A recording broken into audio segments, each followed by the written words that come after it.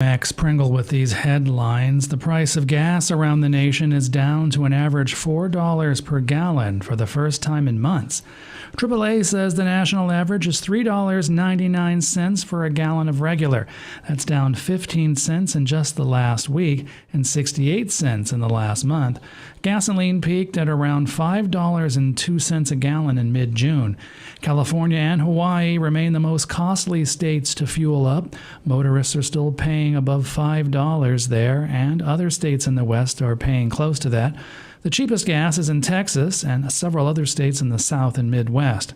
The decline reflects falling prices for crude oil, which have dipped close to $90 a barrel from over $120 a barrel in June, and a fall-off in demand as high prices deterred a lot of driving over the summer. France is dealing with the effects of record-high temperatures and drought as firefighters from across Europe struggle today to get a handle on a massive wildfire that swept through a large part of pine forest in southern France. More from Feature Story News' Ross Cullen in Paris. The combination of the heat, the drought, it just makes for an awful situation for fires. And we've seen more sweeping wildfires in the Loire Valley, in and around Bordeaux, thousands of hectares burnt overnight. That comes after the wildfires we had in July, when nearly 40,000 people had to be moved to safety. That's Ross Cullen. Meanwhile, the British government has issued an excessive heat warning for England and Wales and has warned of the greater risk of fire that the high temperatures could bring. FSN's Laura Macon-Isherwood reports from London. The latest heatwave to grip England and Wales might not smash records this time, but the prolonged high temperatures are still being considered a risk to health. The mercury is expected to reach 37 degrees Celsius between now and Sunday, leading the UK's Met Office to issue an extreme heat warning. As dry, hot conditions continue, water companies have started issuing usage restrictions. Some areas have been banned from using hose pipes to water gardens or wash cars. Other water boards are expected to follow suit. There are warnings too that the prolonged dry spell could create tinderbox conditions, with people warned to be on alert for potential fires. And that's Laura Macon-Isherwood.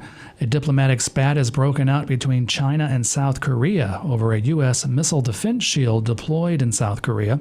The disagreement over the Terminal High Altitude Area Defense, or THAAD, system installed in South Korea emerged after an apparently smooth first visit to China by South Korea's foreign minister this week.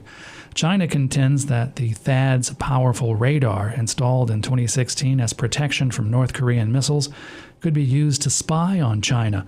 Korean officials say the country's national defense is not up for negotiation. President Yoon Suk-yeol has vowed to abandon the previous government's promises not to increase THAAD deployments and not to participate in a U.S.-led global missile shield or create a trilateral military alliance involving Japan. The House Rules Committee passed the Inflation Reduction Act Wednesday. This after the Senate passed the $740 billion climate, healthcare, and tax measure. Ana Lucia Raldo reports on Wednesday's debate.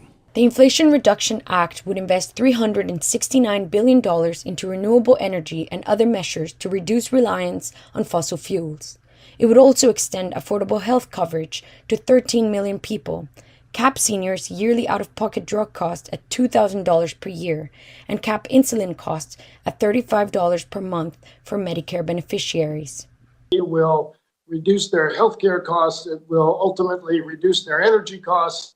But Texas Republican Michael Burgess slammed the legislation. This Don't Say Inflation or Recession Act fails to reduce inflation, fails to reduce the budget deficit, and fails to reduce the world's temperature. The House Rules Committee approved the legislation on a party-line vote, sending it to the full House for debate and final approval on Friday.